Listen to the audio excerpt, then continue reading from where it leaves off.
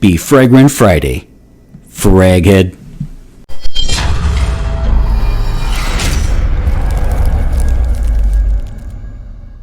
Hey everybody, this is Ben here at That Cologne Guy, coming at you with a new Marquette, Michigan guide this week review. How are you doing? I hope you are doing well. You have seen the title and you have seen the description, so of course I'm taking a look at none other than Bvlgari Man Glacial Essence. Bvlgari Man Glacial Essence. This is a 2020 aromatic fougere, yes, by none other than Alberto Morillas, and of course the house is Bvlgari. I have taken a look at many from this house, and it's kind of been a hit or miss house for me. Some of them I didn't care for too much, but then all of a sudden I ran into Aqua Amara, and one of my favorite fragrances of all time, of course, Man in Black. I absolutely love that one. In fact, when I got my most recent Mammoth bottle of Man in Black, this is the free sample that they threw in. I've reviewed a few. You guys know whenever you buy online, they throw in a couple samples. I've reviewed many from many companies.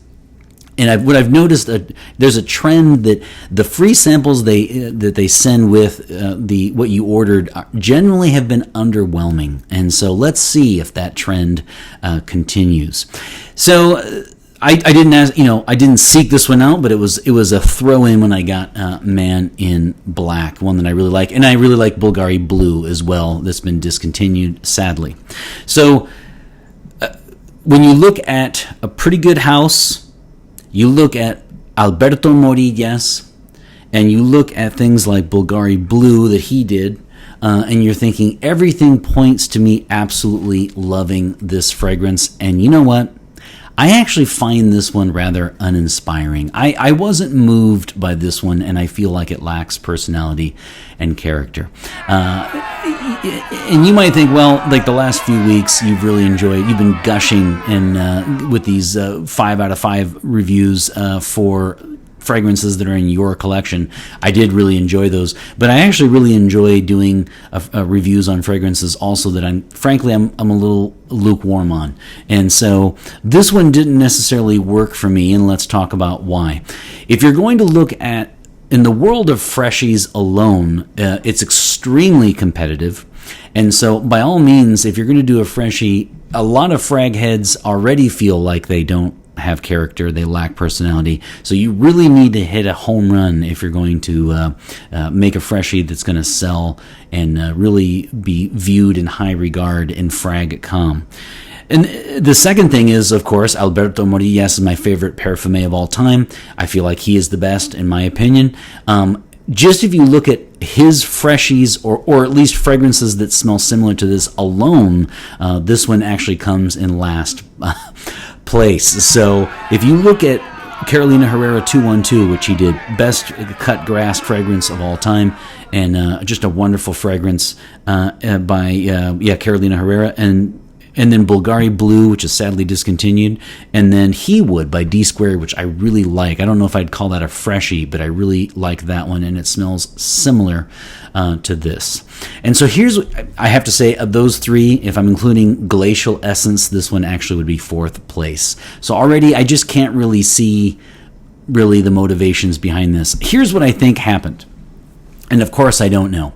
But here's what I think happened for Morillas. You know how in music, bands will get with or any artist will get with a record company, and they'll get under contract, and let's say they have to produce 4 albums, 5, whatever. Let's just go with 5.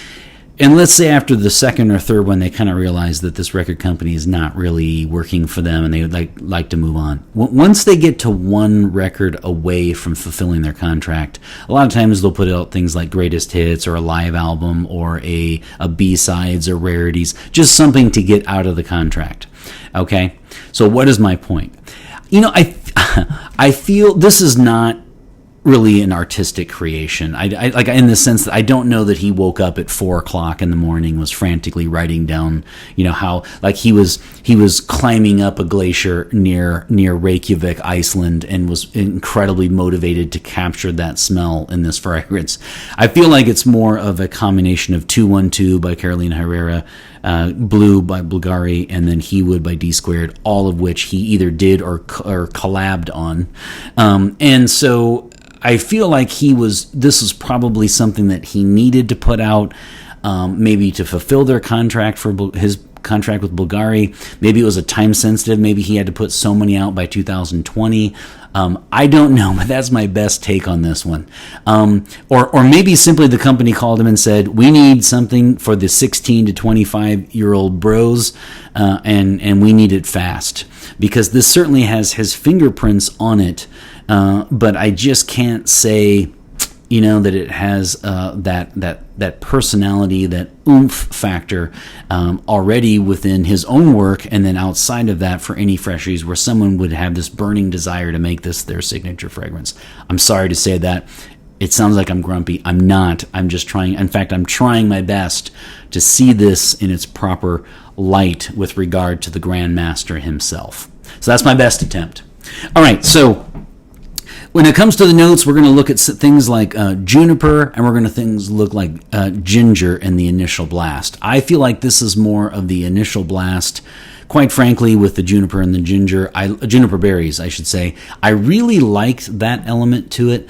And then after that, it's got this kind of cedar, musk, sandalwood mix in the mid to base notes, which of course are fantastic. No one's going to dislike this fragrance. They're just not. I just don't know that anyone's going to stop you in the street and say, "Oh my God, what are you wearing? Write this down. I need my boyfriend to wear this," or whatever.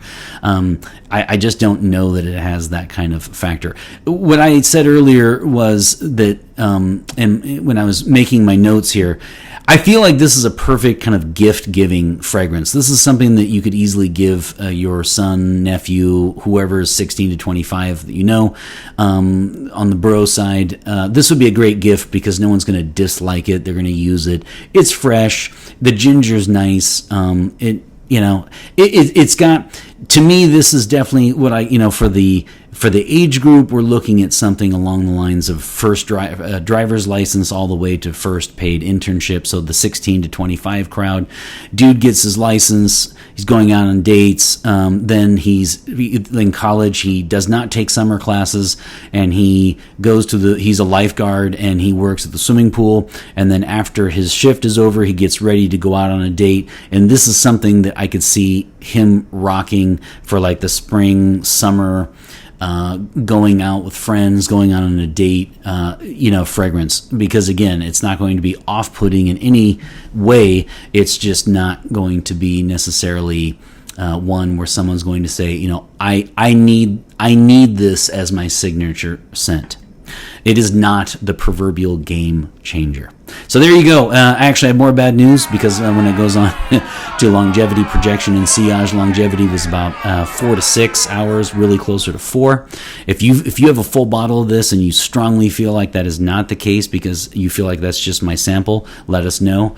But I got 4, and then I got about 1.5 to 2 hours as far as an arm length away projection, and then it really settled down close to the skin fast after that. So after 2 hours, sillage coming in a room, walking by people, you're not going to get noticed or complimented unless you spray some more. So do not go easy on the trigger on this one.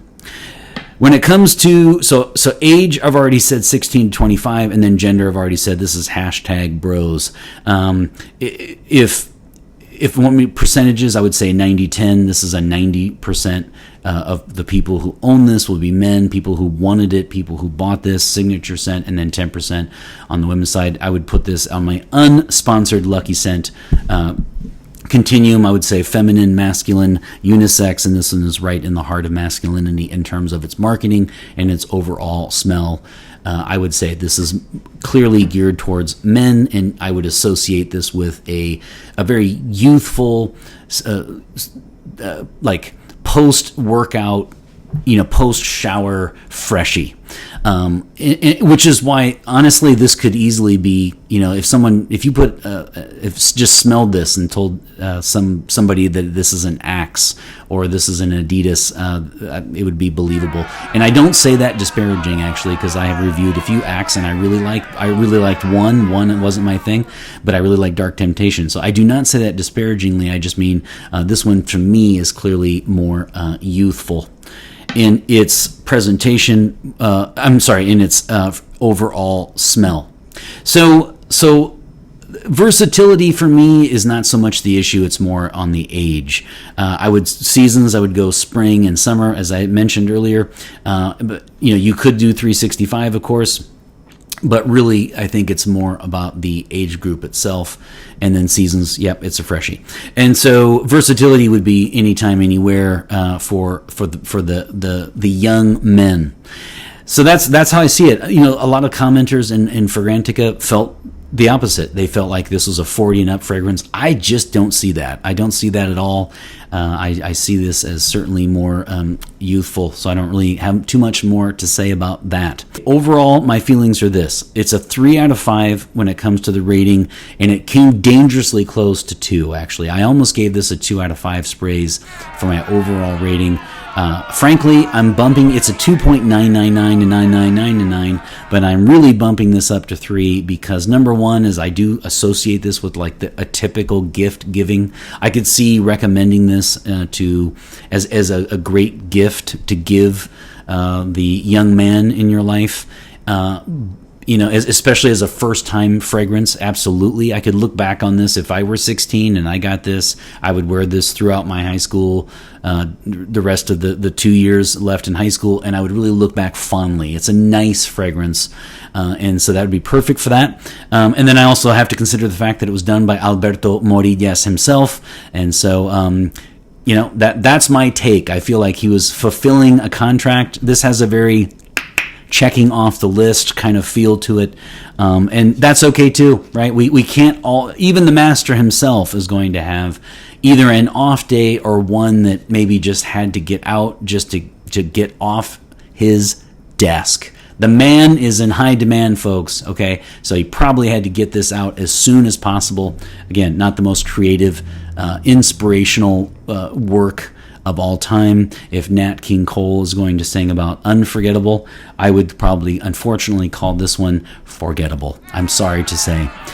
3 out of 5 sprays for this one. 1 and 2 sprays mean I'm moving on. I wouldn't want it. 4 and 5 mean I do want it. 3 depends, and this is a no-go for me. I would not put this in my collection, and I unfortunately cannot really recommend it, other than, of course, the one caveat being, or I guess exception, would be if you really wanted something and you found a good deal on it as a gift for a 16 to 25-year-old #bro.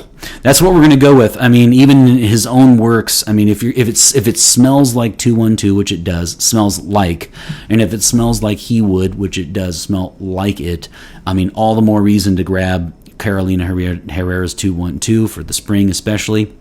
Love the cut grass element. He would, I loved, I bought it in Helsinki, Finland years ago, and I seared through that bottle. I love that. And then I was a big fan of Bvlgari Blue, especially the shower gel, but it was, sadly discontinued. You can get better freshies. Even by Alberto Morillas. This is a pass, unfortunately. All right, guys. Let me know what you think. Do you agree? Do you feel differently about the house? Let me know what you think. And always remember, of course, to let me know your scent of the day. If you have nothing else to say about the fragrance itself, I always enjoy that. And always remember, my friends, fragrance marks the celebration of today. Take care, everybody.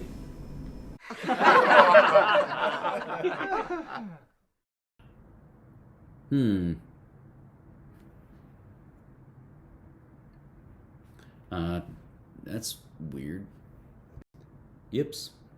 Why is this not plugged in? Testing? That's not good. Testing. Happy Fragrant Friday. And why did I pick up the sample to say that? Don't know. This is sort of a condensed version of the episode I've done because, believe it or not, this is the 4th attempt So if my voice sounds raspy, it's because yet again I'm having more problems. I don't know what's going on here with Photo Booth, but I don't even know if this one will make it. But I wanted to give you a condensed version and just say overall.